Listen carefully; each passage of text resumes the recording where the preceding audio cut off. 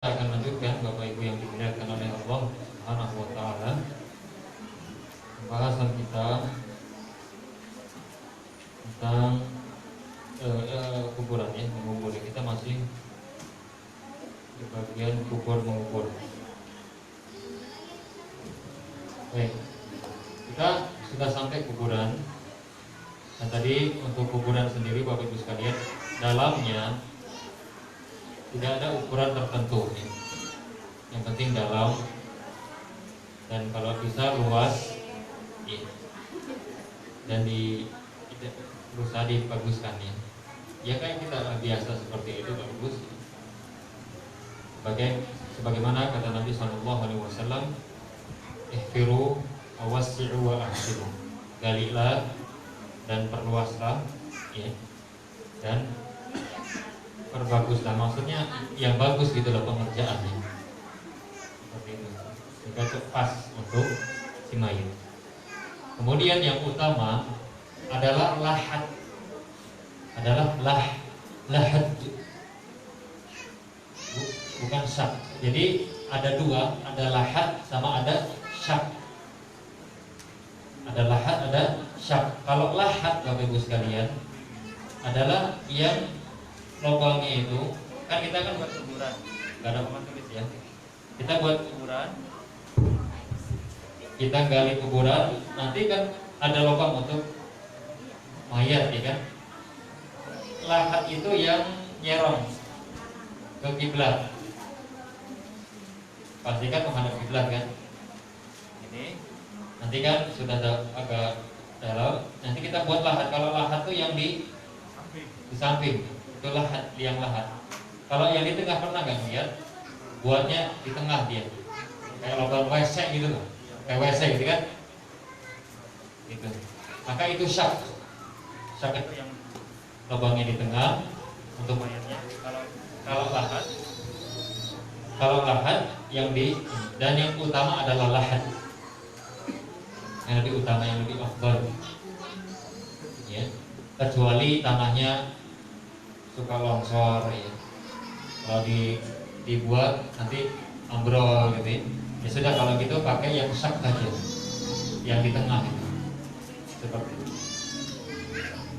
Baik, setelah Bapak Ibu sekalian yang dimuliakan oleh Allah, kita sampai di kuburan, maka kita letakkan mayat dan disunnahkan agar kita tidak duduk terlebih dahulu sampai mayat itu diletakkan.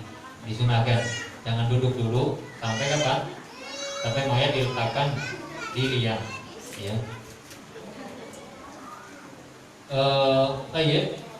Diturunkanlah mayat. Siapa yang menguburkan? Yang lebih utama adalah kerabat tentunya. Yang lebih utama. Kemudian laki-laki. Laki meskipun mayatnya wanita, maka yang menerimanya, yang mengangkatnya adalah laki-laki.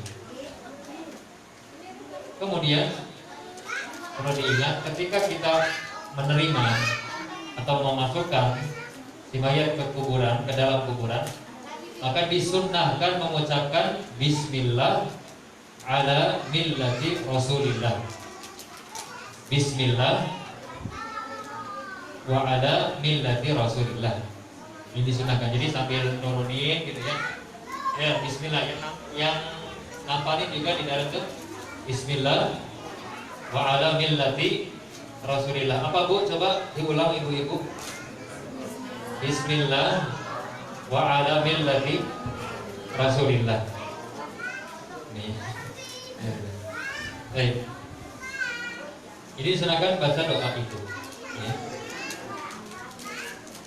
Kemudian Bapak Ibu sekalian yang dimuliakan oleh Allah, ya tentu yang dipersiapkan papan untuk menutup, papan atau nanti batu menutup lahat atau atau syaknya. Ya dibagi dulu silakan.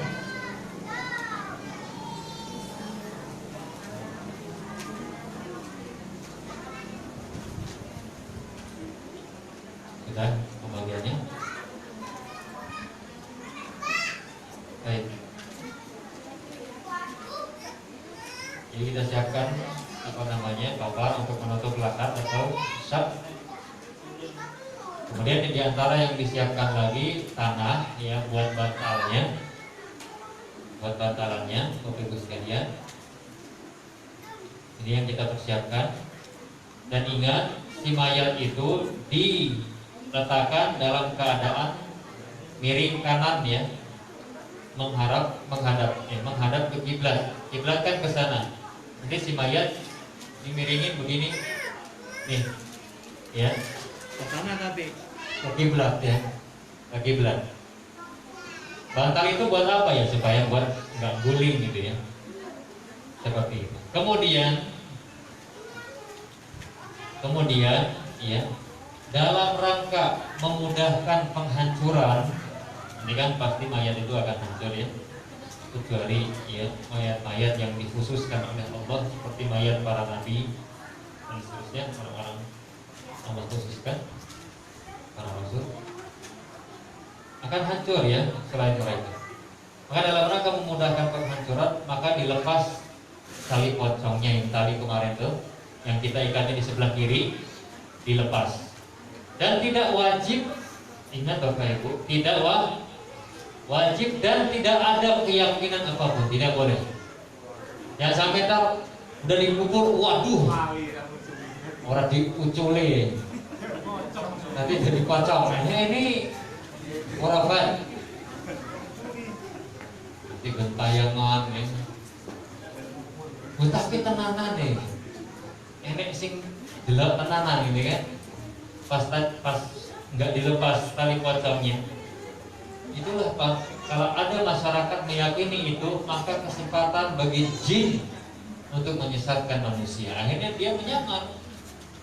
Jin ini menyamar, ya, menjadi orang yang meninggal itu. Datanglah akhirnya betul-betul dia. Tidak ada. Jadi melepas ikatan mayat itu, ikatan pocong itu supaya memudahkan penghancuran saja nanti. Tidak wajib dan tidak sunnah. Ya. Jadi jangan sampai ada keyakinan apapun, tidak boleh. Ada lagi waliyadzubillah ya, orang-orang yang melakukan kesyirikan, mencari harta melalui kesyirikan mereka datang ke dukun ya, kemudian nanti dukunnya memerintahkan dia untuk ngambil tali pocong pulang gitu ya. Untuk apa? Yaitu untuk jadi persembahan ya, untuk apa, setannya, untuk jinnya. Waliyadzubillah, berarti kan ini menghambakan diri kepada selain Allah. Haram, kesyirikan. Maka hati-hati. Keyakinan ini banyak ya, tersebar di masyarakat kita. Kenapa? Karena kan dulu ada filmnya si Mumun dan si Jeffrey ya, masih ingat ya? Alhamdulillah. Coba Pak, inilah bukti bahayanya tontonan-tontonan yang seperti itu. Maka hati-hati orang tua, jaga anak Anda dari tontonan-tontonan yang menyesatkan. Jika tidak, Anda akan bertanggung jawab ya, dan jika Anda membiarkan, Anda akan dimintai pertanggungjawaban oleh Allah Subhanahu wa taala. Ini nggak ada keyakinan apa-apa, keyakinan kita. Baik, jadi kita lepas dan ingat, ketika sudah kita letakkan, tidak ada amalan apapun, tidak ada azan, tidak ada qomat, tidak ada talqin dan seterusnya. Ya, tidak ada dalam syariat Islam. Tapi kan azan baik, qomat baik betul, Mak. Tapi ketika Anda qomat, ketika Anda azan dan qomat di situ dan Anda yakini ada keutamaan, yakin nggak Pak orang yang azan itu memiliki keutamaan untuk si mayit? Ada kan? Mana dalil Anda? Tidak ada. Wis kowe aja ngomong Wahabi dasar paling gitu. Seakan-akan pengikut Nabi ini ya sesat gitu. Wali itu kayak gitulah intinya. Makanya harus bersabar. Ya, ini pernah geger juga ya pas Ya, pengalaman saya ya pas di sana, mertua meninggal dunia ini saya dikubur di dalam kubur, orang-orang nyuruh saya usmatore boy. Ya, saya mau tak langsung usus pada ngampok kayak gitu. Ya terserah, daripada Allah murka sama saya. Ya, nggak peduli saya, Anda mau marah sama saya, ya, tidak akan membawakan saya.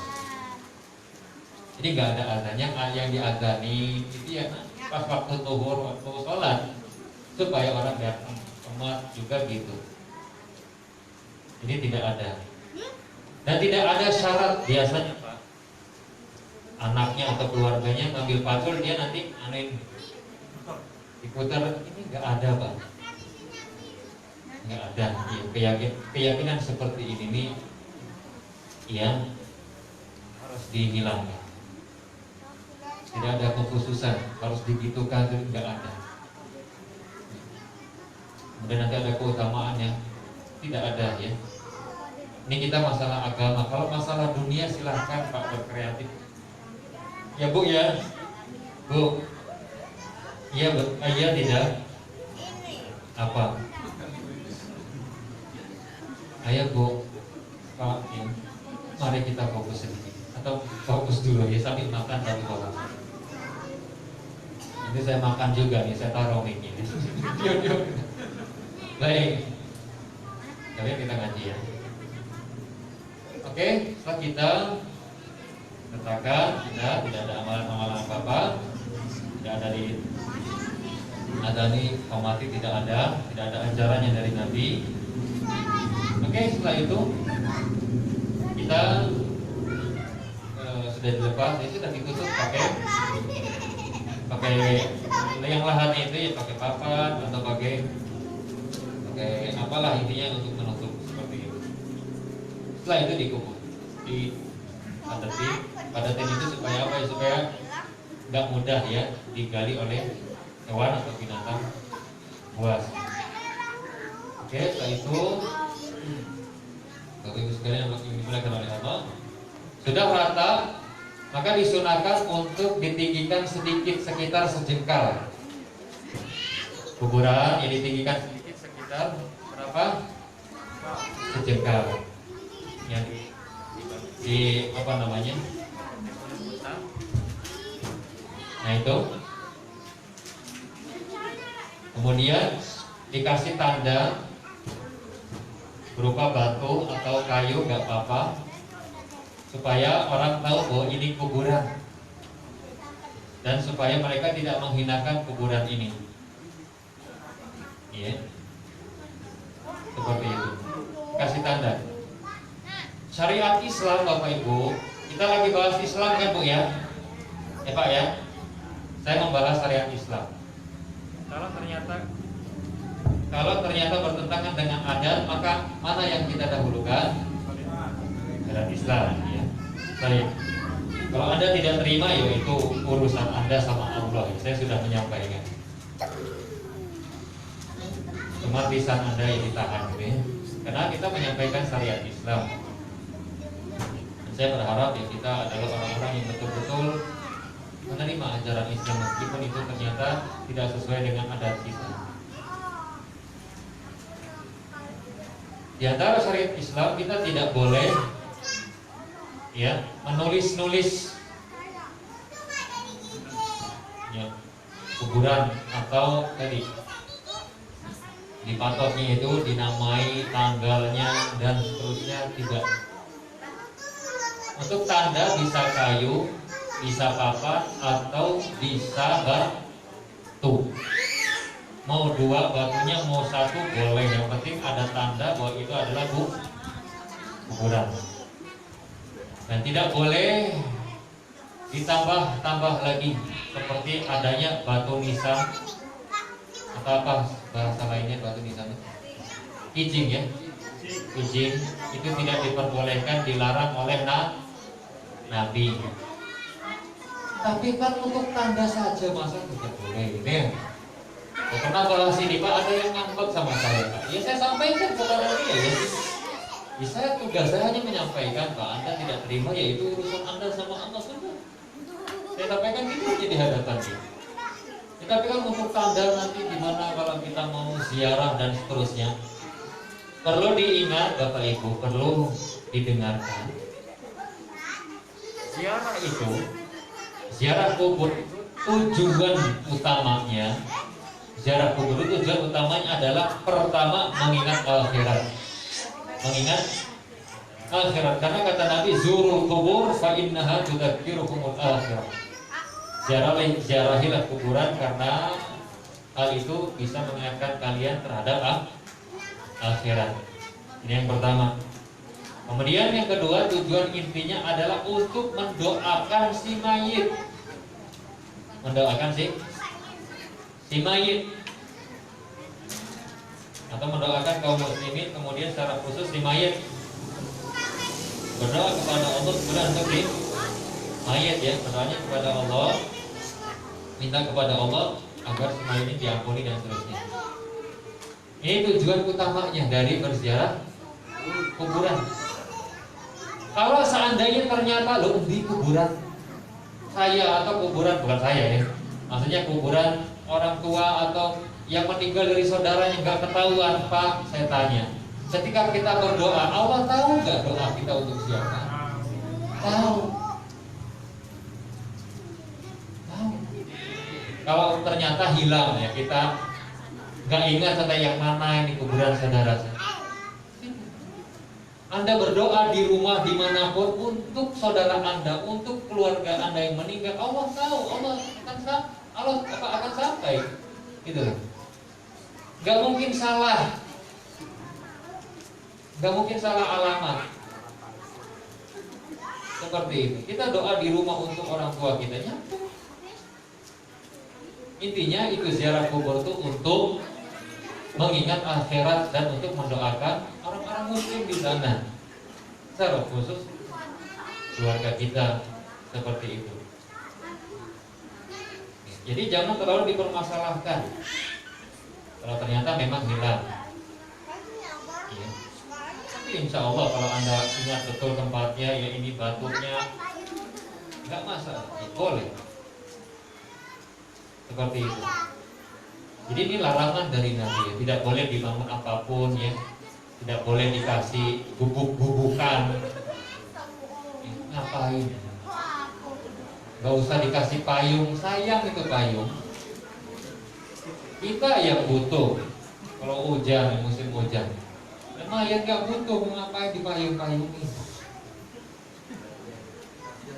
ya. Kasihan mayitnya, dari mana kok bisa tahu mayitnya mana sih? Baik.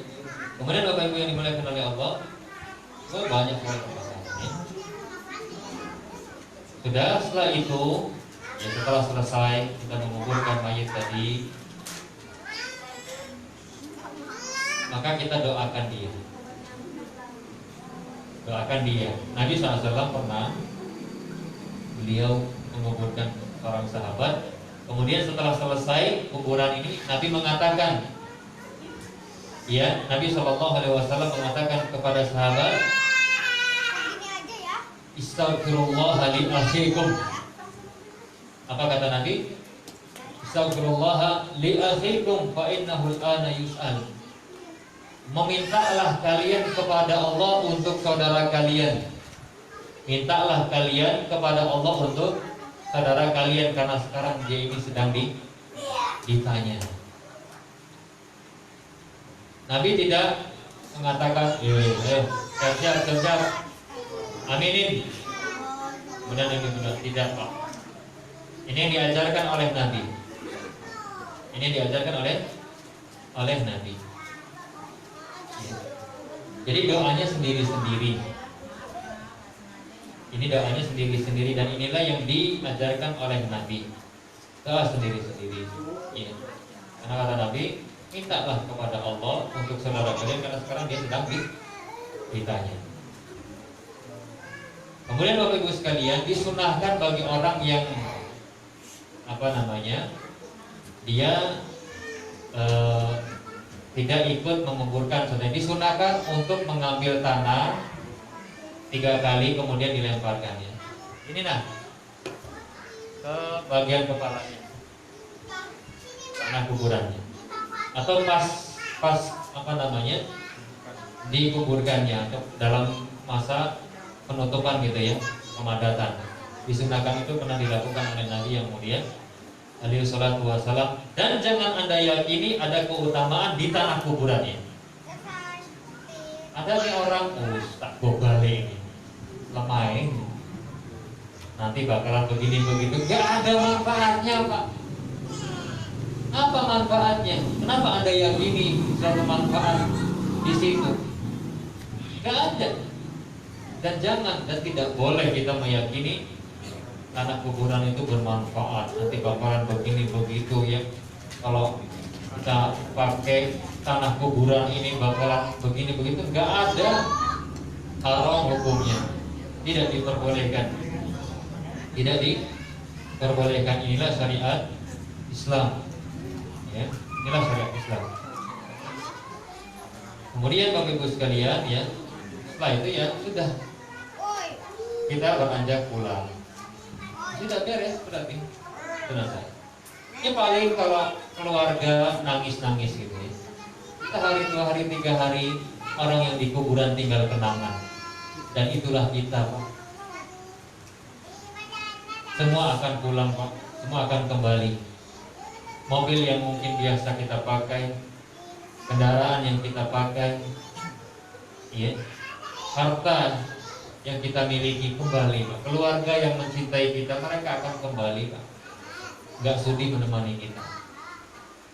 Maka tinggallah kita sendiri dan mulailah kita ya, menempuh perjalanan baru ya, menempuh perjalanan baru. Disitulah baru kita dipertanggungjawabkan amalan kita ya. Bapak Ibu masih siap ya? Masih ya, ini pertemuan terakhir insya Allah pada kesempatan kali ini. Jadi gak apa-apa lah ya agak malam. Dan masih jam 8 juga kan. Baik Bapak Ibu sekalian yang dimuliakan oleh Allah, itu apa namanya ringkas yang berkaitan dengan penguburan. Saya akan membawakan sebuah hadis Nabi yang mulia alaihi salatu wassalam. Kita akan membahas atau selanjutnya bagaimana perjalanan seorang mayit ke alam barzakh. Kita kan ini ngurus jasadnya ya kan. Nah, si ruhnya itu bagaimana kondisinya? Ruh ini Pak, kita kan tidak tahu kemana dia, karena perkara gaib kan, kecuali dari wahyu. Kita bisa tahu dari wahyu Allah Subhanahu wa Ta'ala yang Allah berikan kepada Nabi kita, atau yang diturunkan kepada Nabi kita yang mulia alaihi salatu wassalam. Maka saya harap Bapak Ibu sekalian untuk benar-benar mendengarkannya. Siap Ibu-ibu? Ya Bapak-bapak siap juga ya? Baik. Itu dulu.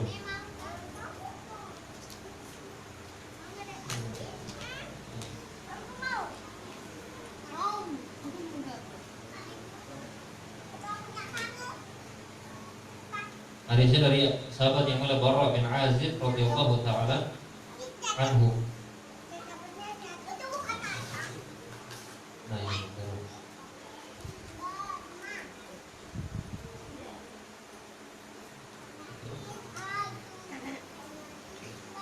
Oke.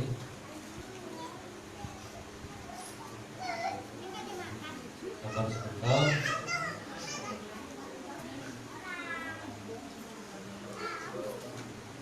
Lagi cari hadisnya.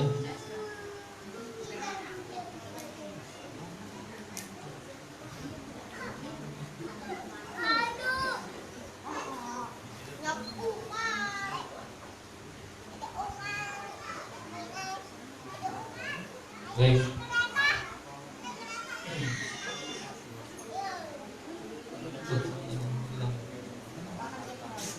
Apa ya? Hadisnya hilang.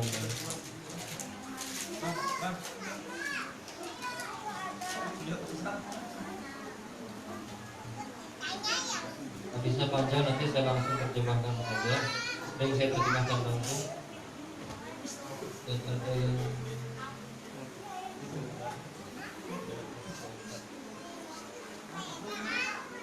nah ini dia hadisnya. Baik, Bapak Ibu sekalian yang dimuliakan oleh Allah, saya harap kita mendengarkan semua. Saya bacakan dari sahabat yang mulia Al-Barra bin Azib radhiyallahu taala anhu, beliau berkata, "Kharajna ma'a Nabi sallallahu alaihi wasallam fi janazatin." Kami pernah keluar bersama Nabi sallallahu alaihi wasallam ya, membawa jenazah atau mengiringi jenazah dari kalangan Ansar, sahabat yang mulia Ansar. Tatkala pantahaina ila al-qabr walamma yarhad. Ketika kami sampai di kuburan, ternyata kuburannya belum selesai, masih dalam pembuatan lahat. Fajalasa Rasulullah sallallahu alaihi wasallam fajalasna haulahu. Kemudian Nabi pun duduk dan kami pun duduk di sekitar beliau. Faka'anna 'ala ru'usina tayra. Seakan-akan di atas kepala kami ini ada burung. Maksudnya apa? Jadi sahabat yang mulia Al-Barra bin Azib menggambarkan ya, duduknya Nabi dan duduknya para sahabat ketika itu sangat tenang. Sampai-sampai kalau seandainya ada burung mencelok gitu ya, apa bahasa bakunya ya, pokoknya mencelok lah ya, nangkring gitu, maka burung tersebut tidak akan terbang karena saking tenang. Dan seperti inilah majelis Rasulullah ketika di kuburan, Pak, tenang. Gak seperti kita ngobrol seakan-akan biasa saja. Ada orang mati, bahkan auzubillah min dzalik, berkata-kata kotor di kuburan lagi. Oh iya, kadang malah buat mainan, lu kapan nyusul dan seterusnya. Ini kurang pantas ya. Jadi duduk tenang dan sahabat di sekitar beliau, dan di tangan beliau ada ranting. Kemudian beliau pun mulai menggaris-garis. Dia pokoknya menggaris-garis lah, menggaris. Ya, dalam keadaan beliau tertunduk, kemudian farafa'a ra'sahu. Ini di kuburan Pak Bu ya. Lalu beliau mengangkat kepala beliau. Dan beliau mengatakan, "Ista'idu billahi min 'adzabil qabr." 3 kali. Berlindunglah kalian, mintalah perlindungan kepada Allah dari azab kubur. Jadi ada gambarannya Bapak Ibu. Nabi duduk kan, nunggu lahatnya selesai. Nabi dan sahabat duduk. Kemudian tiba-tiba Nabi SAW mengangkat kepala beliau dan beliau berkata, "Ista'idu billahi min adzabil qabr." Berlindunglah kalian kepada Allah dari azab kubur. Mintalah kalian perlindungan kepada Allah dari azab kubur. 3 kali Nabi ngomong kayak gitu. Kemudian Nabi bercerita. Innal 'abdal mu'min idza kana fi qita'i min ad-dunya wa iqbalin min al-akhirah nazala ilaihi malaikatun minas sama bidul wujuh. Sesungguhnya apabila seorang mukmin ya hendak terputus dari dunia, terpisah dari dunia, nah di luar aja nak, kalau mau main game di luar ya, di luar kalau mau main lebih luas, di luar nak ya, lebih luas. Ya. Oke, di luar ada agak luas kan, ada ambar. Nah di luar. Kalau nggak mau, kalau nggak mau ya udah. Saudara bisa paksa ya. Oke, kita lanjutkan. Jadi kata Nabi SAW, sesungguhnya apabila seorang mukmin hendak terpisah dari dunia, maka turunlah malaikat. Ingat Pak, ini orang mukmin, orang yang taat kepada Allah Subhanahu Wa Taala. Maka turunlah malaikat ya dari langit. Wajahnya bersinar, ya, seakan-akan wajah mereka bagaikan matahari. Dan mereka membawa kain kafan dari surga dan wewangian angin dari surga. Kemudian mereka pun duduk, ya, di dekat apa namanya? Di dekat salon mayit tadi. Di dekat kepalanya disebutkan di sini. Atau ya jenis inda ra'sihi, duduk di dekat kepala salon jenazah tadi. Kemudian malaikat berkata, ayyatuhan nafsul mutmainnah, ukhruji ila maghfiratin minallahi wa ridwan. Wahai jiwa yang tenang, wahai jiwa yang tenang, wahai jiwa yang baik, keluarlah menuju ampunan Allah dan menuju keridhaan Allah. Dengan lemah lembut, Pak. Orang yang beriman ketika mereka meninggal dunia, maka malaikat yang datang adalah malaikat yang wajah mereka bersinar. Ya, mereka membawa kain kafan dari surga dan wewangian dari surga. Kemudian berkata dengan lembut, Pak, wahai jiwa yang tenang, keluar menuju ampunan Allah, menuju keridhaan Allah. Keluar. Kemudian dia pun keluar dengan mudah, Pak. Rohnya keluar dengan mudah, sebagaimana keluarnya air dari ceret, Pak. Surga itu mudah. Kemudian mayat tadi, kata Nabi SAW, dibawa oleh malaikat dan dipakaikan kain kafan tersebut kepadanya dan wewangian tadi dari surga. Wa yakhruju minha ka'atyabi nafhatin miskin wajidat 'ala wajhil 'abd. Kemudian keluarlah aroma yang sangat wangi dari mayat tersebut, atau dari ruh tadi, maksud saya, dari ruh tadi. Kemudian dibawalah ke langit, Pak. Dibawalah ke langit, terpisah dengan jasadnya. Terpisah dengan jasadnya. Jadi jasad itu sudah nangkrak. Dia nggak bisa dengar. Ya, dia nggak bisa dengar. Dia nggak bisa dengar. Dia nggak bisa merasakan orang yang di sekitarnya. Kalau betul-betul sudah meninggal. Ya. Kalau betul-betul sudah meninggal. Kalau ternyata belum meninggal, ya masih ada ini ya, kayak kemarin ya, yang saya sampaikan tentang kematian. Adapun apa yang didapati, maka itu bisa jadi adalah halusinasi, bisa jadi juga mimpi, seperti itu. Baik. Jadi dibawalah naik ke atas langit. Kemudian kata Nabi, fala yamurruna yani biha ala malaikah illa qalu ma hadzal ruhul thayyib.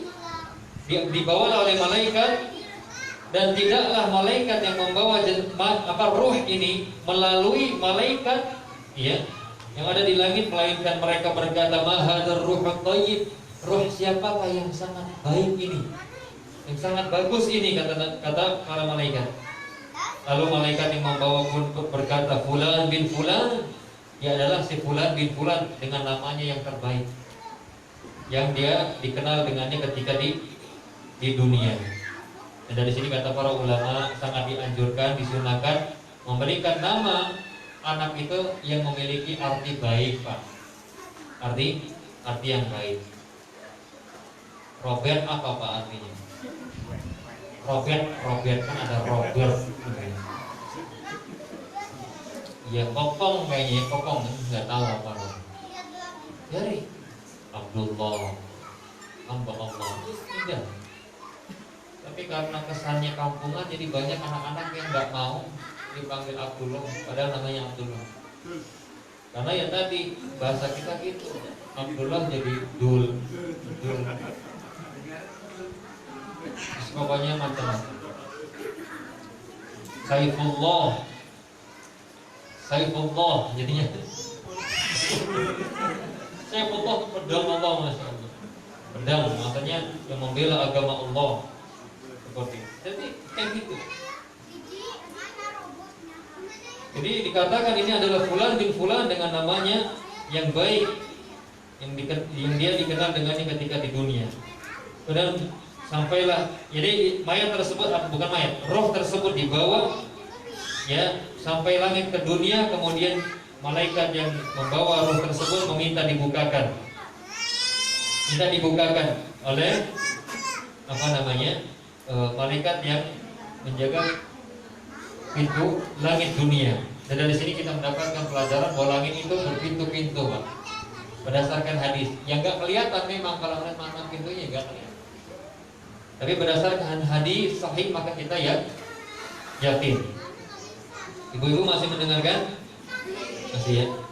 Jadi dibawa sampailah ke langit dunia, kemudian malaikat yang membawa roh tersebut meminta agar dibukakan pintu langit dunia.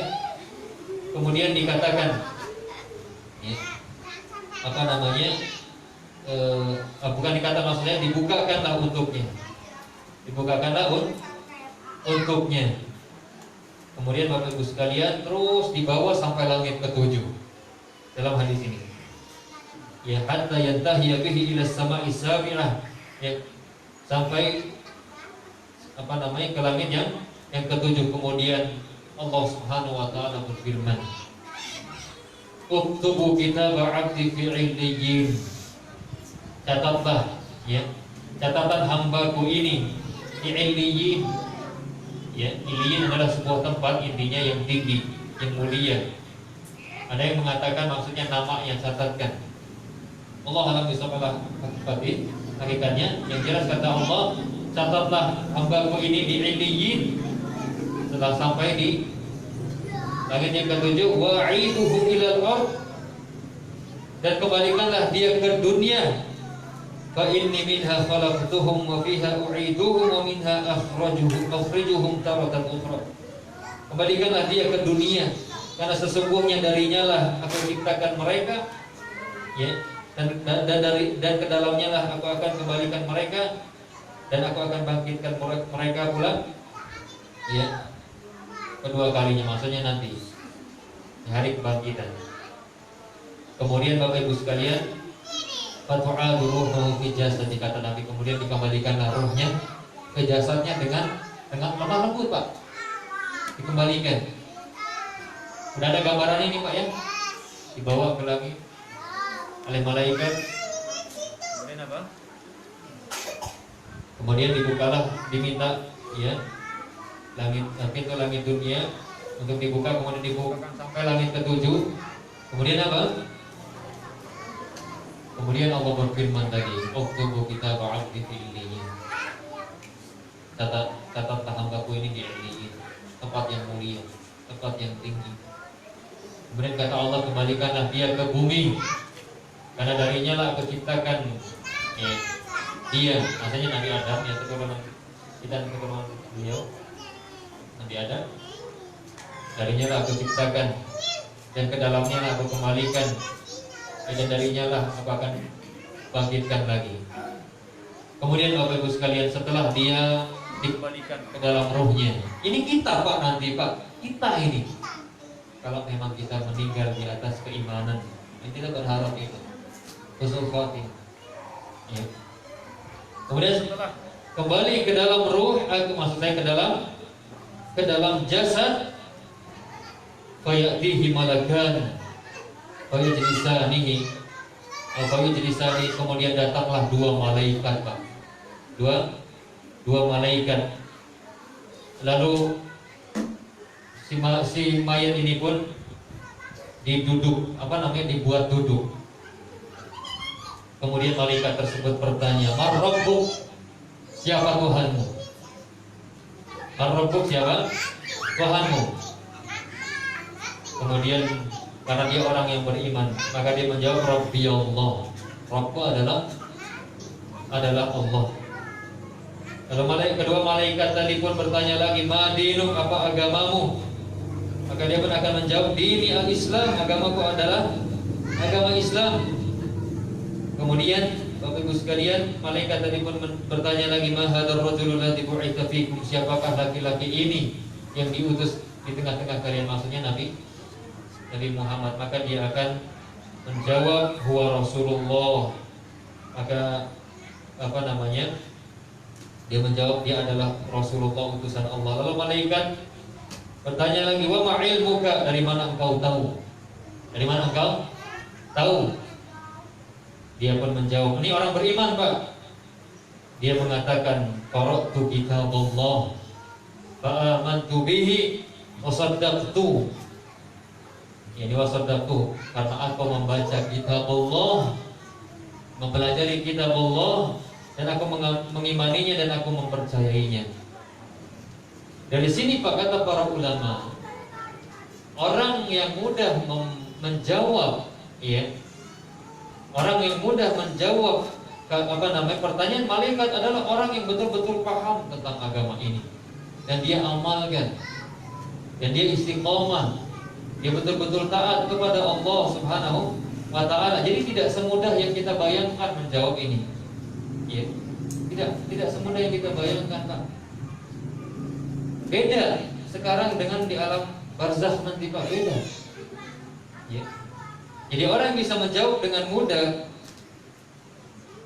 soal ini adalah orang-orang yang betul-betul dia taat kepada Allah, dia kenali Allah Subhanahu wa ta'ala, dia betul-betul mengamalkan agama Islam, dia ikuti Rasulullah sallallahu alaihi wasallam, dan gak bisa dihafalin di sekolah.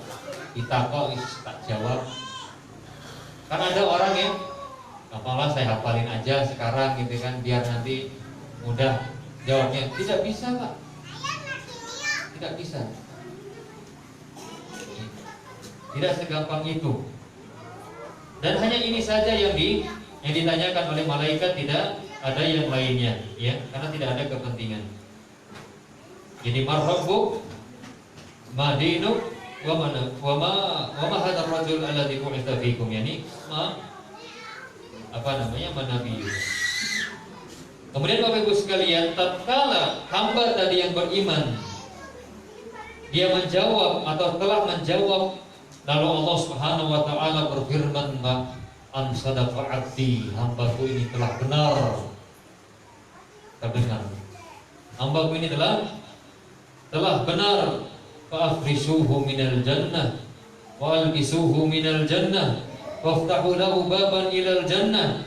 Maka gelarkanlah permadani untuknya dari surga, pakaikanlah kepadanya pakaian dari surga, lalu dibukakan untuknya pintu surga Pak. Dibukakan pintu surga untuknya. Kemudian kata Nabi SAW, fayatihi min ruhiha wa tibiha, lalu datanglah angin yang sangat harum, yang sangat semerbak aromanya dari surga kepadanya. Wa yufsahu lahu fi qabrihi madda basari, kemudian diluaskanlah yang kuburannya jauh mata memandang. Ada orang yang nyeletuk Pak, orang nabrak koncone, tanggone, apa enggak nabrak ini? Maka Bapak Ibu sekalian, di sini jangan kita main akal, karena kita ini membahas masalah gaib dan kita tidak tahu kecuali dari wahyu, dari Al-Quran ataupun hadis Nabi Sallallahu Alaihi Wasallam. Jangan dibedakan antara alam dunia, jangan disamakan antara alam dunia dengan alam barzakh. Ya, beda. Meskipun sama namanya mungkin sama, tapi hakikatnya tidak sama. Ada lagi yang nanya, kalau seandainya jenazahnya berantakan, contohnya yang satu terputus di mana, ntar gimana? Rohnya kembali kemana? Ada yang nanya gitu kan? Maka kita jawab, Pak, jangankan yang begitu Pak, yang sudah jadi debu aja Allah bisa Pak mengembalikannya lagi semula.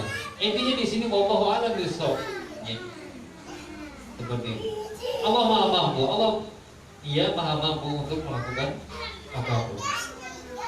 Jadi Bapak Ibu sekalian, setelah dia sudah menjawab, Allah katakan dia telah benar, kemudian dihamparkanlah permadani dari surga untuknya, kemudian dipakaikan pakaian dari surga, kemudian dibukalah pintu dari surga, kemudian datanglah kepadanya aroma atau angin sejuknya dari surga, diluaskan kuburannya.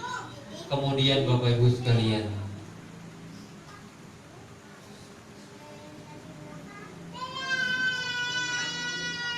ada yang datang. Siapa yang datang? Ini orang mukmin ya. Ada yang datang. Wajahnya sangat indah, aroma tubuhnya ya sangat harum, pakaiannya sangat bagus, berseri-seri. Itu yang datang kepada orang yang beriman. Kemudian orang yang beriman itu pun dia berkata, ya, siapa engkau? Engkau datang ya membawa tanda kebaikan. Wajahmu menunjukkan kebaikan. Ya. Apa Pak jawaban yang datang itu Pak? Kita tidak tahu dia laki-laki atau perempuan, homo atau gitu. Yang jelas dia datang. Kemudian setelah ditanya siapa engkau, yang ini engkau datang menunjukkan kegembiraan, ya, wajahmu menunjukkan adanya kabar gembira. Apa kata dia Pak? Ana amaluka saleh. Saya adalah amalanmu yang saleh. Absyir, bergembiralah. Dia ngomong itu Pak. Kata Nabi SAW, saya adalah amalanmu yang saleh, bergembiralah. Ya, absyir billadzi yasurruk, hada yawmuka alladzi kunta tu'ad. Bergembiralah. Ya. Ini adalah hari yang dijanjikan untukmu. Betul tidak Pak? Iya. Allah telah jelaskan di dalam Al-Quran, Nabi telah menjelaskan dalam hadisnya, janji-janji Allah bagi orang-orang yang beriman. Ketika itu amalan soleh kita berkata, bergembiralah. Ini adalah hari yang dijanjikan untukmu. Maksudnya benar nih, kematian itu benar bahwa kita akan ditanya dan sebagainya.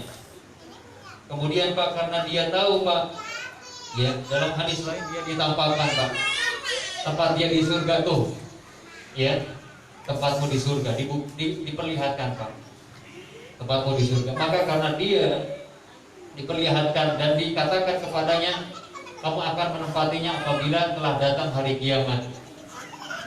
Ya. Dan apabila telah melewati fase-fase, kemudian karena dia tahu, ya, dia akan memasukinya, dia pun berdoa, Rabbi aqimis sa'ah. Ya Allah, segerakanlah hari kiamat. Ya Allah, segerakanlah hari kiamat. Ini kalau orang yang beriman Pak. Seperti ini Pak. Inilah yang sahih Pak. Bagaimana kita nanti? Ya.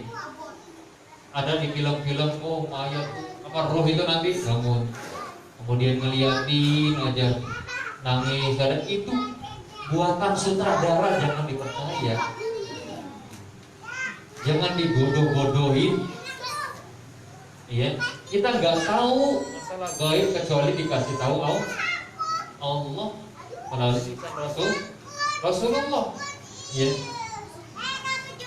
Pokoknya siapapun yang berbicara masalah gaib, berkaitan dengan masalah gaib, maka harus kita timbang ya ucapan yang tersebut dengan Al-Quran ataupun hadis Nabi SAW, benar atau tidaknya. Seperti siapapun orangnya, baik itu kiai, ustaz, habib, gus, apabila berbicara masalah gaib, maka kita harus timbang ya apa yang dibicarakan dengan Al-Quran dan hadis.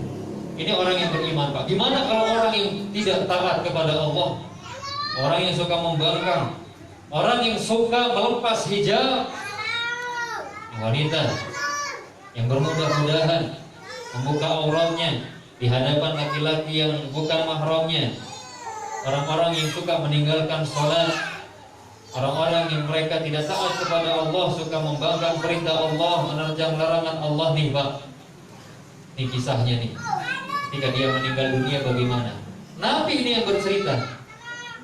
Jadi katakan, ya sesungguhnya apabila orang yang ingkar kepada Allah, orang yang tidak taat kepada Allah, hendak terpisah dari dunia menuju akhirat, maka turunlah malaikat yang sangat hitam wajahnya, dan mereka membawa kain yang sangat kasar, kemudian duduk di dekatnya, ya di dekat kepalanya.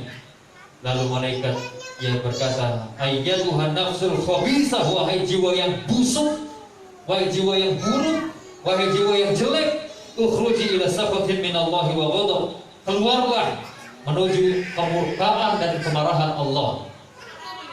Ini Pak, dibentak Pak, makanya takut. Ya, keluarlah wahai orang yang buruk, orang yang busuk, ya, menuju kemurkaan Allah, menuju kemarahan Allah. Ya. Nabi mengatakan fatafarraqa fi jasadi, akhirnya roh ini pun gak mau keluar, Pak. Dia takut. Ya. Dia berusaha akhirnya ya dipaksa oleh malaikat. Ya. Dipaksa oleh malaikat, di sini dikatakan ya seperti yantaza'us sufur minas sufur al-mabrur. Ini seperti sesuatu yang dia itu punya, kalau saya kasih ilustrasi bahasa kitanya, pernah jaring melihat Pak, jaring. Kalau kita ada besi kawat yang berduri, kemudian terlilit jaring. Gimana itu? Jaringnya sangat seperti itu sulitnya. Kalau Nabi yang mengilustrasinya dengan kapas seperti itu, sulit, tapi ya tersabut juga. Kemudian Bapak Ibu sekalian, setelah keluar ya rohnya, ini orang yang busuk, ini orang yang jelek, ini amalannya ketika di dunia, orang yang suka durhaka kepada orang tuanya, orang yang suka membangkang kepada orang tuanya, melupakan kebaikan dan jasa orang tua, menelantarkan mereka, ini nasibnya. Waliyadzubillah, telah dicabut nyawanya. Dia pun langsung dimasukkan ya, atau dipakaikan dengan pakaian tadi yang sangat kasar atau kafan yang kasar. Kemudian keluarlah Pak bau yang sangat busuk, kata Nabi. Yakhruju minha ka'annati rihi, keluarlah darinya aroma yang sangat busuk, ya, melebihi sesuatu yang sangat busuk yang pernah didapati di permukaan bumi ini. Kemudian dibawalah dia ini ke langit, ya. Tidaklah yang malaikat yang membawa roh yang busuk ini, yang buruk ini, yang melewati malaikat, para malaikat yang dilewati bertanya, ma hadzal ruh al-khabith, roh siapakah yang buruk ini? Roh siapakah yang busuk ini, yang buruk ini, yang jelek ini? Lalu malaikat yang membawa pun berkata, dia adalah fulan bin fulan, ya, bi akhbahi asma'ihi allati kana yusammi biha fid dunya. Disebutkan namanya yang buruk, ya, namanya yang buruk, yang mana dia dikenal dengannya. Kemudian Bapak Ibu sekalian, ini mulai kenal Allah. Sampailah ke langit dunia. Kemudian malaikat meminta dibukakan pintu, ya, langit dunia untuknya. Fala yuftah lahu, kata Nabi. Namun tidak dibuka, Pak. Namun tidak dibuka. Ya. Setelah tidak dibuka, Allah berfirman, uktubu kitabahu fi sijjin, ya, fil ardi sufla. Catatlah dia, ya, di sijjin, ya, di sijjin. Itu di tempat yang sangat rendah, ya, tempat yang sangat rendah. Kemudian Bapak Ibu sekalian, fatu'adhu ruhuhu fi jasadi, kemudian dilemparlah, ya, ruhnya tersebut ke jasadnya. Dan jangan sampai ada yang berpikir apa nggak salah alamat ntar jatuh gitu ya. Enggak, Pak, itu akal kita. Dilemparlah Pak jasadnya tersebut dengan kasar, Pak. Salah sendiri gitu loh. Allah sudah mengutus Rasul, Allah sudah menurunkan Al-Quran, Allah telah jelaskan di dalam Al-Quran dan hadis-hadis Nabi, tapi dia sendiri yang enggan. Dia sendiri tidak mau mempelajarinya. Dia senang, ya, untuk bermaksiat kepada Allah. Akhirnya ini balasannya, salah sendiri. Kenapa enggak ikut? Ya, kenapa enggak taat kepada Allah? Ini dilempar ke jasadnya. Setelah dia tiba, sudah di jasadnya, wa yatihi malakan, datanglah dua malaikat.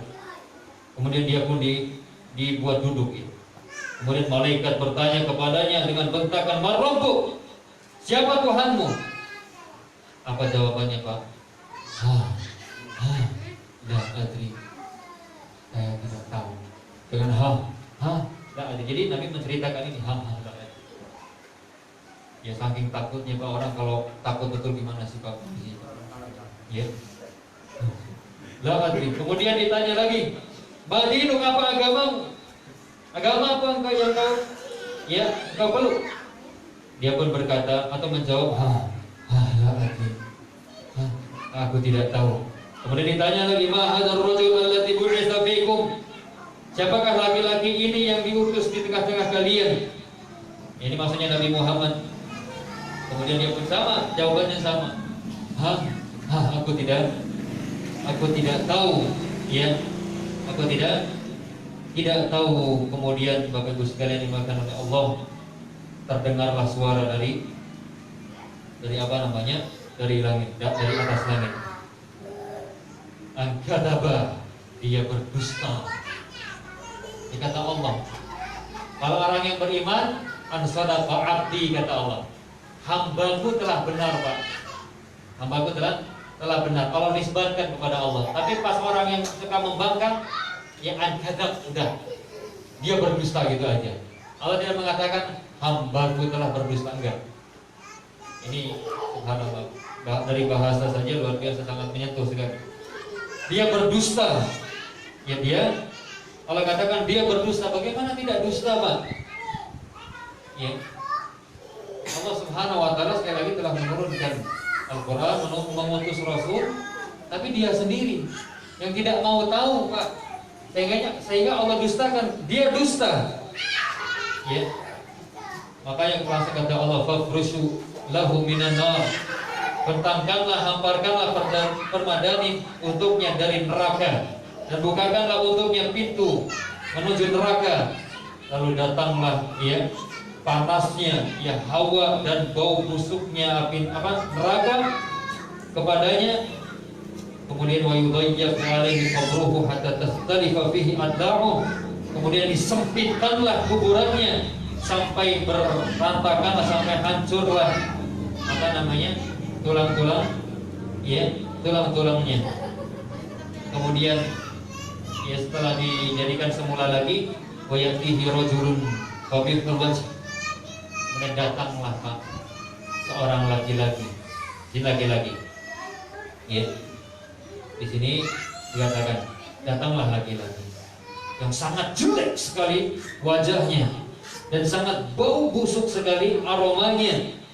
Kemudian yang datang ini berkata, "Absyir, bergembiralah dengan sesuatu yang akan membuatmu buruk." Sakit gak Pak? Bergembiralah dengan sesuatu yang akan membuatmu buruk.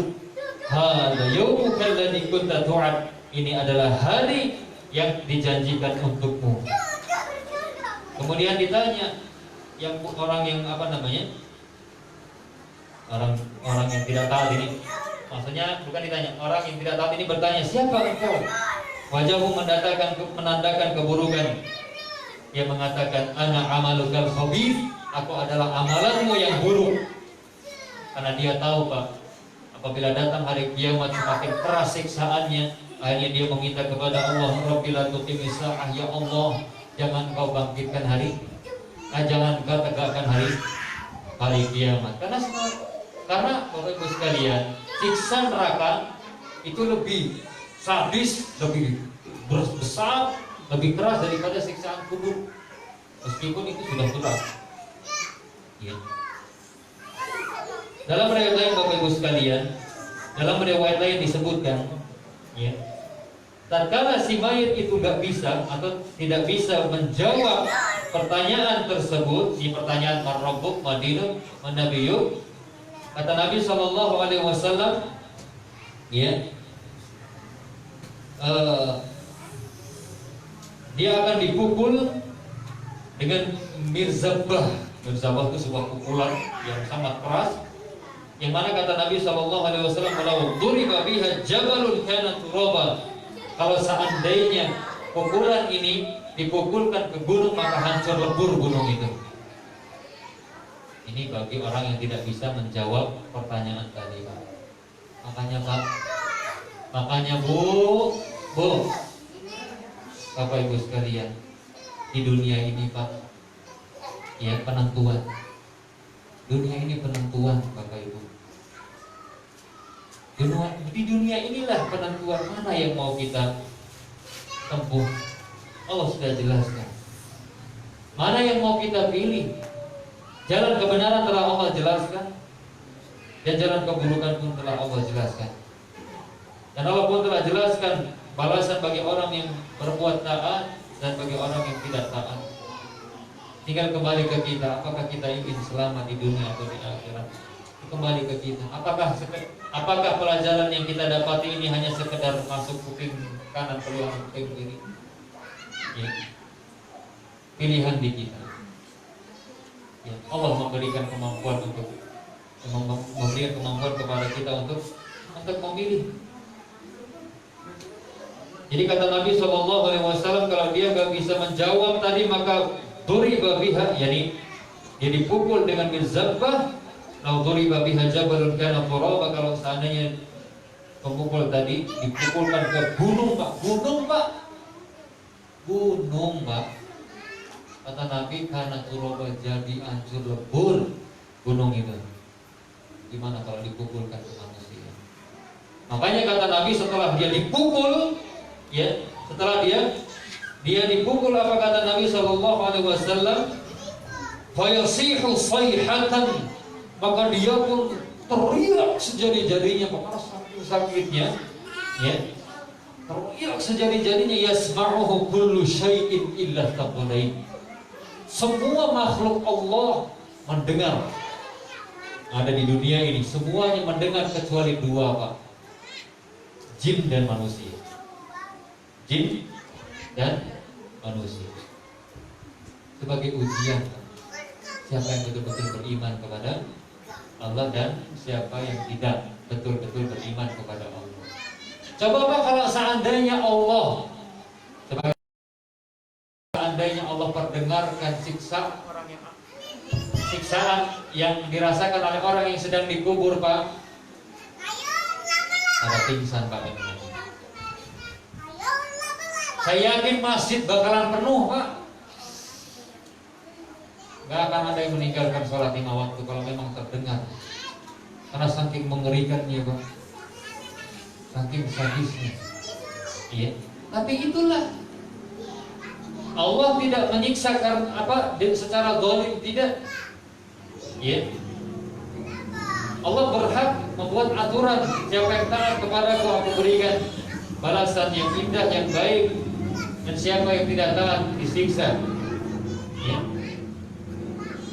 Allah menyiksa, ya, karena keadilan. Allah Subhanahu wa Ta'ala memasukkan seseorang ke surga karena keutamaan dari Allah. Bapak Ibu yang dimuliakan oleh Allah, ya, ini sebagai bahan renungan bagi kita semua. Dan semoga dari pelajaran ini kita semakin dekat dengan Allah. Sudah tidak lagi merasa tidak enak dengan tetangga hanya karena tetangga akhirnya tidak enak. Nah, ini nggak pakai hijab untuk ibu-ibu contoh. Mau kapan lagi, Bu? Panas pakai hijab, betul. Ribet, naam. Kelihatannya aneh, sahih. Benar. Tapi itu di dunia, berapa lama? Itu pun cuma di luar, pas keluar rumah. Lah kalau di dalam rumah terserah. Iya. Mau pakai pakaian seksi boleh, yang penting di hadapan suami aja. Kalau di luar rumah, pakai hijab. Iya. Nih, tadi kisahnya disebutkan oleh Nabi, orang-orang yang suka melanggar, tidak bertobat kepada Allah, tidak kembali ke jalan Allah yang benar. Sebagai pelajaran bagi kita. Mau kapan lagi, Pak? Apalagi ya, sekarang sudah tersebar penyakit di mana-mana. Kita tidak tahu kapan kita meninggal dunia. Kematian senantiasa mengintai kita. Maka bekal apa yang telah kita persiapkan? Semoga Allah Subhanahu wa Ta'ala menjadikan kita orang-orang yang istiqomah. Amin. Di jalan Allah Subhanahu wa Ta'ala, dan mengampuni dosa-dosa kita yang telah lalu. Amin ya rabbal alamin. Oke, jadi ini kisahnya, dan dari sini kita mendapatkan pelajaran Bapak Ibu, ya. Teriakan atau siksaan itu tidak terdengar, ya. Kalau seandainya ternyata memang ada yang mendengar, maka kita katakan, ya, itu kuasa Allah Subhanahu wa taala. Bisa saja Allah mendengarkan, ya, kepada seseorang, bisa saja sebagai peringatan buat orang tersebut, ya. Barangkali dia ini orangnya lama, akhirnya Allah mendengarkan, yang mungkin tinggalnya dekat kuburan seperti ini.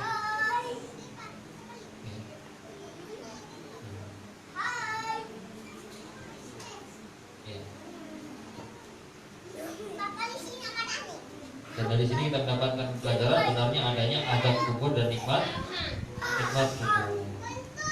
Baik, alhamdulillah kita selesai kan. Bapak Ibu yang dimuliakan oleh Allah, pelajaran kita pada kesempatan kali ini. Dan sekali lagi, inilah Pak ya, Bu, kisah orang yang meninggalkan dunia. Inilah kisah orang yang meninggalkan dunia. Apabila ada yang berpisah, ya, ternyata tidak sesuai dengan apa yang disampaikan oleh Nabi, maka kita katakan kurang tepat. Seperti itu. Ada yang mau ditanyakan, Bu Ibu? Saya hitung sampai 3, kalau nggak ada cukup. 1, 2, 3. Oke. Ibu-ibu ada? Nah, ini tadi ya ada yang bertanya ya? Sabar Bu ya. Ini yang terakhir dalam kesempatan kali ini. Ada yang bertanya? Kalau saya bisa jawab, saya jawab. Kalau enggak, saya katakan wallahu a'lam bishawab.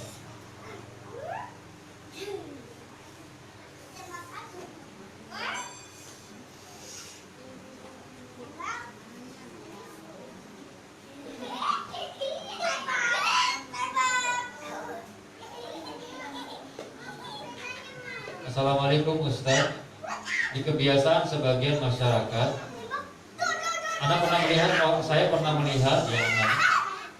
melihat orang yang sudah berhaji dikuburkan atau dikafani dengan pakaian ihramnya. Pertanyaannya, apakah ada keutamaan orang yang dikuburkan dengan pakaian ihramnya? Pertama, Bapak Ibu sekalian, orang yang dikuburkan dengan pakaian ihramnya adalah orang yang meninggal ketika haji. Kalau seandainya dia sudah haji pulang, yang pakaian ihramnya dibawa gitu ya, nggak ada keutamaan apa-apa, nggak ada. Kecuali memang ternyata nggak ada kain kapan, nggak adanya kain ihram ya, punya dia dan punya istrinya ya kan, itu cukup lebar gitu kan, ya nggak apa-apa. Tapi nggak ada dalil yang menunjukkan keutamaan ya menguburkan dengan, maksudnya mengkafaninya dengan pakaian ihramnya. Ya, kecuali dia berwasiat, tolonglah ya, saya kalau mati nanti dikafani dengan kain ihram saja, seperti itu. Bisa jadi ya niatnya supaya uang untuk buat beli kain kafan ya untuk anaknya atau yang lain nggak tahu. Nah itu karena nggak pernah dipakai juga. Nah kadang ya buat selimut kain ihram itu, selimut atau buat anduk, biasanya gitu. Tapi nggak apa-apa, nggak apa-apa, boleh, nggak masalah.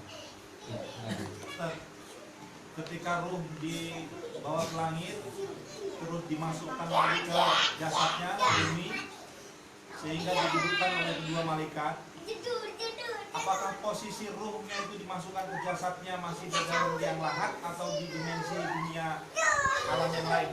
Karena ketika terjadi pembongkaran setelah dikubur, dibongkar untuk keperluan penyelidikan atau otopsi, ternyata memang tidak ada di situ, mayatnya tetap terbuncul kaku. Iya, di alam barzakh berbeda, di alam yang sudah berbeda. Bapak Ibu sekalian, iya, alam barzakh itu berbeda dengan alam dunia. Dan kita umat Islam itu akidahnya adalah beriman kepada Allah dan semua yang datang dari Allah. Apa yang Allah kabarkan melalui di dalam Al-Quran ataupun di dalam hadis Nabi SAW, maka kita imani meskipun ternyata akal kita tidak sampai. Banyak Pak orang yang mengingkari akan adanya azab kubur atau nikmat kubur. Kenapa? Karena alasan mereka, pas kita buka atau kita gali kuburan, ya nggak ada kita lihat siksaan.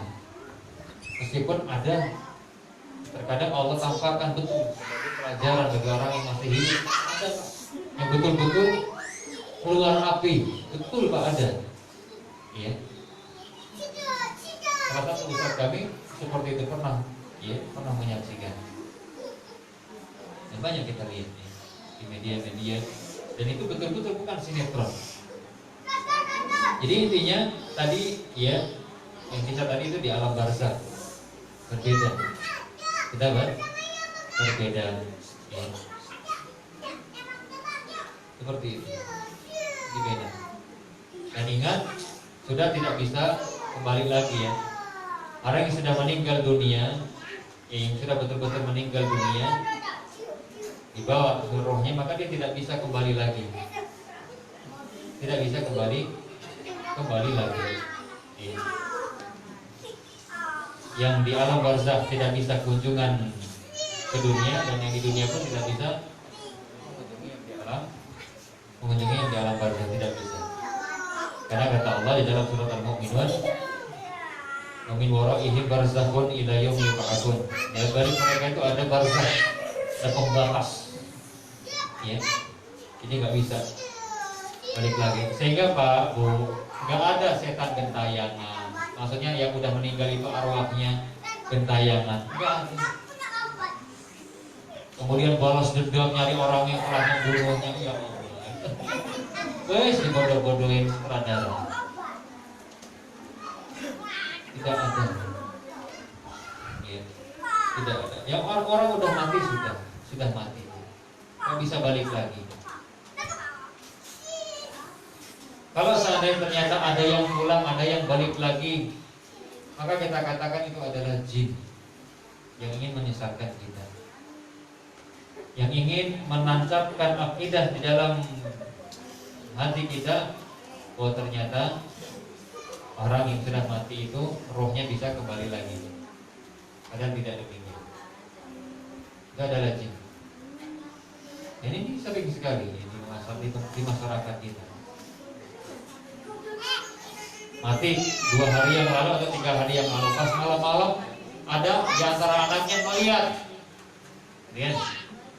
di depan rumah lagi nongkrong atau lagi duduk seperti itu. Lagi pas di dapur lupa melihat sekilas pulang, jin akan lari dari rumah yang dibacakan di dalamnya surat Al-Baqarah. Allah a'lam bishawab. Cukup Pak ya? Ada bisa ada. Terakhir ya. Pertanyaan kemarin belum dijawab. Apa itu? Telung dino, pitung dino. Sedino ya sedino, telung dino, pitung dino. Apalagi nyatus, nyekat nyatus gitulah pokoknya. Baik. Apa hukumnya? Bapak Ibu yang dimuliakan oleh Allah, saya sampaikan. Tolong ibu-ibu juga dengar. Tolong dengan rasa hormat. Kita tidak boleh mengatakan ini tidak boleh, ini boleh, kecuali masalah agama, kecuali dari Al-Quran ataupun hadis. Tidak ada seorang pun yang berhak mengatakan ini boleh, ini tidak boleh dalam masalah agama kecuali berdasarkan dalil. Sudah bisa dipahami Pak ya? Sudah bisa dipahami?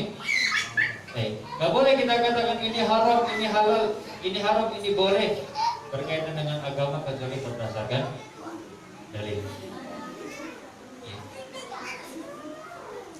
Kalau seandainya ketika kita dapati suatu amalan, ternyata ketika kita bandingkan, ketika kita timbang dengan Al-Quran dan hadis, kok sangat bertentangan. Jadi hadis atau Al-Quran itu menunjukkan ya bantahan atau pertentangan. Maka kita katakan amalan tersebut siapapun yang melakukan, baik gus, kiai, ustadz, atau habib, atau syekh, maka mohon maaf kita katakan amalan tersebut adalah amalan yang tidak dibolehkan di dalam syariat Islam. Meskipun yang melakukan mengklaim bahwa itu bagian dari agama Islam. Saya ulangi, ya. Siapa namanya? Amalan apapun Bapak Ibu sekalian, berkaitan dengan ibadah, ya. Berkaitan dengan ibadah, ya. Bukan masalah dunia. Jadi jangan sampai nanti diarahkannya ke dunia. Kalau apa-apa nggak boleh, ya serba bid'ah apa segala macam, gak usah pakai mic, gak usah pakai lampu, gak ada di zaman Nabi. Naik haji gak usah pakai pesawat, pakai onta aja. Gak usah pakai, lihat deh. Orang kalau berbicara tanpa ilmu, masalah agama mempermalukan diri sendiri. Itu masalah dunia wasilah. Kalau masalah dunia, bid'ah masalah dunia, silahkan Pak, silahkan berkreasilah, ya, kreatiflah, silahkan. Masalah dunia ini wasilah.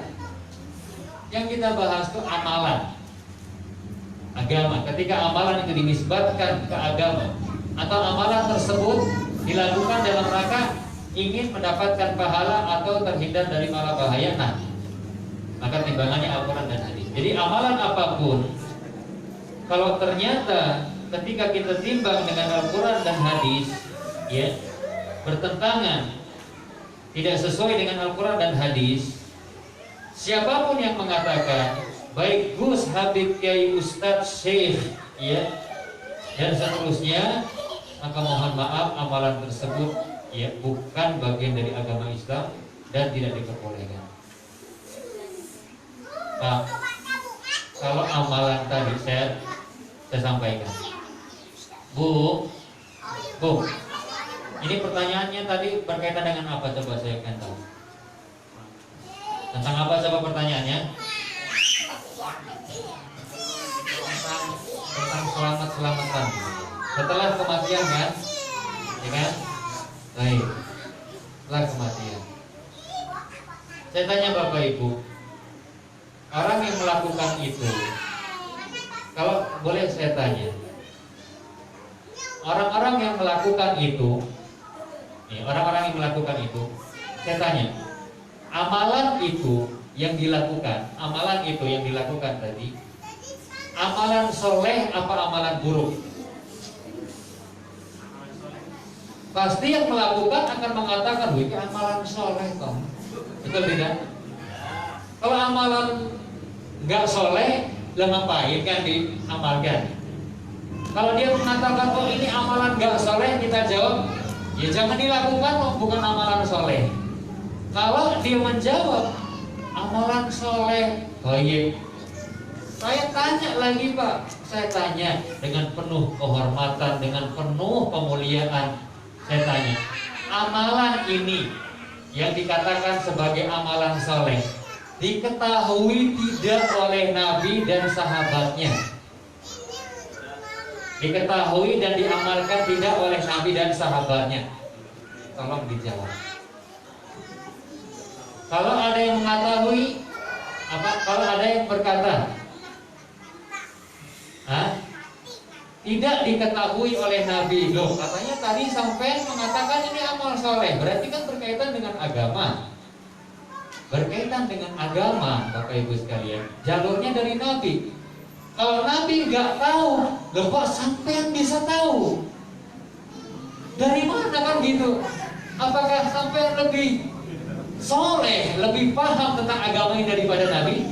Jawabannya tidak mungkin. Paling langsung beralih, oh yaudah, Nabi tahu, kan gitu kan? Kalau dia ngomong Nabi nggak tahu, dusta besar. Dia menuduh Nabi berarti bodoh terhadap agama ini. Ya. Kok bisa dia tahu suatu amalan yang dikatakan soleh, sedangkan Nabi tidak? Nah ini yang Nabi yang mana kan gitu? Gak mungkin dia Nabi, karena kata Nabi lah Nabi abadi, tidak ada Nabi setelah itu. Oh ya sudah, Nabi tahu. Oh ya, kalau perkataannya begitu, jawabannya gitu, kita tanya lagi. Kalau memang Nabi tahu Pak, dapat dari kitab apa, hadisnya nomor berapa, riwayat siapa, sahih atau tidak. Karena tidak mungkin Nabi tahu amalan soleh. Saya ulangi Pak, karena tidak mungkin Nabi tahu amalan soleh, kemudian Nabi tidak mengamalkan dan tidak mengajarkannya kepada umat. Itu tidak mungkin Pak. Karena Nabi sendiri yang mengatakan Pak, ma min syai'in yuqarribukum ilal jannah wa yubaidukum ilan nar qad buyyina lakum. Kata Nabi Pak, tidak ada suatu perkara pun, tidak ada suatu perkara pun yang mendekatkan kalian ke surga dan menjauhkan kalian dari neraka kecuali semuanya telah dijelaskan. Makanya kalau sampean atau anda mengatakan, oh Nabi tahu, Nabi gitu loh. Kalau memang betul ada hadis sahih dari Nabi, kita amalkan Pak. Kita adalah pengikut Nabi, betul tidak? Kita cinta sama Nabi, ya kan? Ayo, apalagi selanjutnya? Yo, tahu. Biasanya Pak, ya ini kan sudah jadi tradisi, sudah jadi adat. Tadi saya sampaikan, adat istiadat Pak, dibolehkan Pak. Hukum asalnya dalam adat istiadat itu boleh, kecuali satu. Apa namanya? Tidak boleh apabila bertentangan dengan syariat. Ya. Bertentangan dengan syariat. Jadi gini loh. Kalau ada suatu amalan ibadah Pak ya, saya sampaikan, apabila ada suatu amalan ibadah tidak dilakukan oleh Nabi, loh kok di zaman sekarang ada yang melakukannya. Saya katakan, saya ulangi, apabila ada suatu amalan ibadah, suatu amalan yang diharapkan pahala dari situ dan diharapkan terhindar dari malapetaka ya. Apabila ada suatu amalan ibadah dilakukan oleh orang-orang jauh hidup setelah Nabi, namun tidak dilakukan oleh Nabi, orang ini Bapak Ibu sekalian tidak lepas dari 3 kemungkinan. Kemungkinan yang pertama, dia lebih paham tentang agama daripada Nabi dan sahabat. Kemungkinan yang pertama, mungkin tidak. Tidak mungkin. Nabi yang diutus jelas Nabi yang paling paham. Kemungkinan yang kedua, orang ini dia lebih semangat dalam beribadah daripada Nabi dan sahabat. Mungkin tidak. Tidak mungkin mereka orang yang lebih semangat. Tapi kemungkinan yang ketiga, dia telah melakukan amalan yang dilarang oleh Allah dan Rasul. Pak, Bu, sebelum Nabi SAW meninggal dunia, anak beliau kan ada 6, ya. Zainab, Ruqayyah, anak beliau ada 6. Zainab, Ruqayyah, Ummu Kulsum, Fatimah, Ibrahim, ya. Ibrahim, Zainab, Ruqayyah, Ummu Kulsum, Fatimah, Abdullah, ada 6. Semuanya meninggal dunia sebelum Nabi meninggal, kecuali Fatimah. Ada enggak Pak? Kan Nabi kita kan ngikutin Nabi kan Pak, betul tidak? Kita syahadatnya asyhadu an la ilaha illallah dan asyhadu anna Muhammadar Rasulullah kan? Bukan asyhadu anna kiai anak itu enggak kan? Atau habibana atau ustazana, bukan kan? Nabi kan meninggal dunia anak-anak beliau sebelum beliau meninggal. Ada enggak Pak riwayat yang sahih atau yang dhaif aja deh? Yang palsu lah. Kalau yang palsu mungkin bisa saja. Atau yang dhaif? Oh Nabi pernah mengundang sareu ini anakku loh, kowe ini orang hormat, orang datang. Pernah enggak? Ya, pernah. Katanya amalan soleh kan? Kok bisa Nabi tidak mengamalkannya kalau amal soleh? Baik. Istri beliau, Bunda Khadijah, sebelum anak-anaknya meninggal, sudah meninggal duluan. Bunda Khadijah radhiyallahu taala anha yang berjuang membela Nabi di awal-awal, mengerahkan hartanya membela Nabi. Pas meninggal Pak, pas meninggal nggak ada Pak riwayat yang ngadain seperti yang diadakan masyarakat kita. Siapapun yang melakukannya, nggak ada. Padahal orang yang paling dicintai oleh Nabi, dan tidak ada sahabat yang mengatakan, oh Nabi ini ngubur wong kayak ngubur kucing. Nggak ada. Itu bahasa orang zaman sekarang. Kalau ada yang mengatakan contohnya, ya keluarga Bang Ipul meninggal terus Bang Ipul nggak mengadakan tadi amalan-amalan tadi. Terus ada yang mengatakan nih Bang Ipul ngubur wong kayak ngubur kucing contohnya. Nabi berarti ngubur Bunda Khadijah kayak ngubur kucing. Nabi berarti mengubur anak-anak beliau seperti ngubur kucing. Pak, di zaman Nabi itu sering perang Pak. Banyak sahabat yang meninggal di medan perang. Ada enggak satu hadis saja yang mengatakan Nabi, ayo ini oke sing meninggal ya, kita adakan.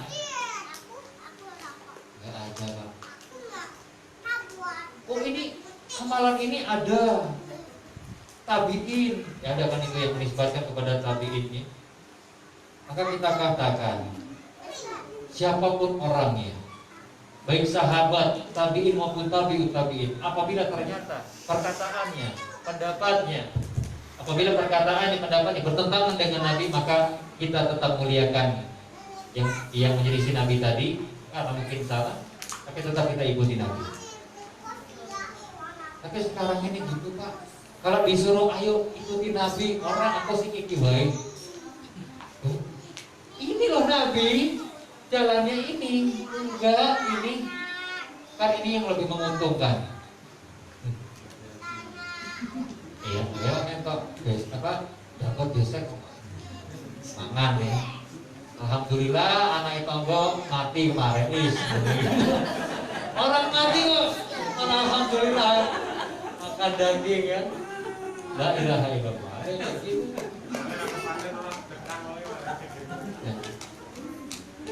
Tapi kan biasanya Pak, tapi kan ini sedekah toh, yang gitu kan? Ini kan sedekah ya baik mendoakan, ya kan? Baca Al-Quran Pak. Kembali lagi deh, tadi pertanyaannya, loh ini berarti amalan soleh kan? Sampai lakukan berarti sampai meyakini ini amalan soleh. Pertanyaannya tadi Pak, kalau kita jawab ini amalan soleh apa amalan buruk? Kalau dia jawab amalan buruk, ya jangan dilakukan amalan buruk. Tapi kalau dia jawabnya ini amalan soleh, pertanyaan berikutnya, amalan ini diketahui dan diamalkan tidak oleh Nabi dan sahabat. Kalau dia jawab tidak, kok bisa? Sampai yang tahu, Nabi nggak tahu amalan soleh ini gimana? Kok bisa gitu kan? Oh iya enggak, ya Nabi tahu dan Nabi mengamalkan. Nah, pertanyaan berikutnya, kok ngerti sampean? Nanti yuk, jere baku, jere kiai itu ya aneh, gitu contohnya ya. Yus takono gitu kan, tanya di mana mbahnya itu, hadisnya mana gitu loh, biar kita cek. Tapi Bapak Ibu sekalian, mau dicek sampai mata coklat pun gak bakalan dapat, memang tidak ada. Maka Bapak Ibu sekalian, itulah jawaban dari saya. Jadi bisa menilai Pak ya, amalan tadi sudah bisa menilai dari syariat Islam bukan? Bukan. Jangan diamalkan kalau seperti itu. Kalau memang Anda Bapak Ibu sekalian, atau kalau memang kita pengen berbuat baik kepada si mayit. Meskipun ada ulama seperti Syekhul Islam Ibnu Taimiyah mengatakan sampainya bacaan Al-Quran, ya baiklah, nggak masalah. Imam Syafi'i juga mengatakan sampainya pahala bacaan Al-Quran, baik, nggak masalah. Baik, ulama ya pelonggar dalam masalah ini. Tapi nggak usah ngadain acara-acara seperti itu. Nggak usah ngadain acara-acara seperti itu. Kita kalau baca saja. Ya. Kemudian bersedekah lah, itu jelas hadisnya, sedekah. Sedekah apa aja. Dan saya sarankan bersedekahlah dengan niat pahalanya untuk si mayit dengan sedekah jariyah, Pak. Punya uang, contohnya kita sebagai anak, orang tua kita sudah meninggal, punya uang. Kalau makanan ya bagus makanannya, cuma jadi kotoran. Tapi bagaimana caranya biar duit ini menjadi pahala yang mengalir? Belikan Al-Quran, Pak. Belikan Al-Quran, niatkan ya ketika mensedekahkan Al-Quran tersebut pahala untuk orang tua kita, kepada orang-orang yang hafid Quran atau menghafal Al-Quran atau pondok-pondok, atau orang yang sering membaca Al-Quran. Setiap kali orang itu membaca Al-Quran sampai pahalanya ke kita sebagai sebab dan ke orang tua kita. Seperti atau belikan buku atau untuk fasilitas atau untuk pembangunan masjid sehingga dia dapat terus pahala. Itu lebih utama, Pak. Ya, itu lebih utama. Tapi itu pun kata para ulama ya untuk orang tua saja. Kalau untuk yang lain-lain jangan. Ya wis kokehan pahala. Apa sudah banyak pahala yang dikirim-kirim terus? Kata para ulama seperti itu. Kecuali orang tua tidak masalah. Jadi itu jawaban saya. Dan ini pertanyaan yang terakhir. Itu tadi yang saya sampaikan di antaranya, Pak ya. Ya banyak lagi berbuat baik kepada si mayit. Kita menyambung silaturahmi kepada kawan-kawan dekatnya. Karena punya ayah ya. Kita punya ayah kita banyak kawan. Berbakti, berbuat baik kepada kawan-kawan ayah itu termasuk bentuk bakti kepada orang tua. Banyak berdoa untuk orang tua. Seperti itu. Bayarkan hutangnya itu salah satu atau diantara bentuk kita berbuat baik kepada mayit. Wallahu a'lam bishawab. Jadi sudah selesailah daurah kita pada kesempatan kali ini. Saya mohon maaf kepada Bapak Ibu sekalian apabila ada kesalahan, dan saya wasiatkan untuk diri saya, untuk saya dan kita semua untuk bersabar Bapak Ibu sekalian dalam berpegang teguh di atas agama, di atas ajaran Nabi. Karena memang berat. Kita berbeda dengan masyarakat. Ya. Bukan karena kita menjadi kelompok, tidak sama sekali. Tidak, kita bukan kelompok-kelompok tertentu, enggak sama sekali. Kita hanya orang yang berusaha ini beribadah bagaimana sesuai dengan Nabi gitu. Sesuai dengan ibadahnya Nabi. Bersabar. Meskipun tuduhan-tuduhan terkadang dilontarkan, orang-orang yang tidak suka dan seterusnya, orang-orang yang sangat mudah menyesatkan ya. Seperti itu. Wallahu a'lam bishawab. Inilah dakwah kita. Dan coba Bapak perhatikan dakwah kita dari awal dan ini Pak. Pernah enggak kita mencela? Pernah enggak? Enggak kan? Orang-orang yang mereka mencela dakwah kita ini, saya katakan mereka belum pernah hadir. Mereka nggak tahu, cuma katanya hati-hati itu tuh, wah pokoknya kerjaan itu tuh menyalah-nyalahkan saja. Aku menyalah-nyalahkan saja di bahasa Al-Quran. Ya, kalau memang nggak sesuai dengan Al-Quran dan hadis ya taubat kan itu. Kembali seperti itu. Bukan siapa yang menyalah-nyalahkan. Kalau memang berdasarkan Al-Quran dan Sunnah salah, ya kita katakan salah. Sebagaimana apabila ada contohnya hukum minum khamr salah, ya kita katakan salah. Dan seterusnya. Wallahu a'lam bishawab. Saya sampaikan sekali lagi. Saya sangat-sangat terima kasih ya kepada panitia dan Bapak Ibu sekalian yang hadir yang sudah berrepot-repot ya. Semoga Allah Jalla wa Ala memberikan istiqomahan hidayah kepada kita semua. Semoga Allah Subhanahu wa taala melancarkan rezeki kita semua. Semoga malapetaka, kesusahan, ya kegundah-gulanaan, kerumitan, keseretan rezeki Allah Subhanahu wa taala hilangkan. Amin ya rabbal alamin. Wallahu a'lam bishawab. Jadi ini yang terakhir dalam kesempatan kali ini. Mudah-mudahan di bulan-bulan berikutnya kita bisa adakan lagi kajian. Amin ya rabbal alamin. Kita akhiri dengan salat berikutnya. Subhanakallahumma wa bihamdika asyhadu an la ilaha illa anta astaghfiruka wa atubu ilaik. Assalamualaikum warahmatullahi wabarakatuh.